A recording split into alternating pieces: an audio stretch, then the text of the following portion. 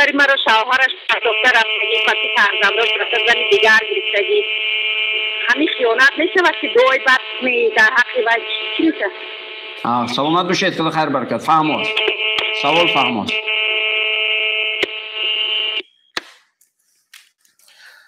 دختر یعنی خیانت کرده است با فرزندو پرتافته است رفته. متاسفانه اولو میبینید یعنی هستن بعضی مردایی که بیننگ و بیناموس کسی که زن و فرزندش رو ترک میکنه و ننگ ندارد ناموس ندارد لیکن دعای بد در حق او درست نیست.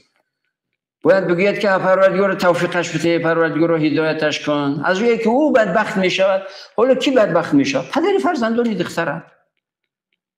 از روی که دعای بد درست نیست. پیامبر علیه السلام میگه که شما دعا کنید پروردگار قبول میکند اما دعای بد نکنید. در قطع صله رحم یعنی شوهر در حق شوهر یا در حق زن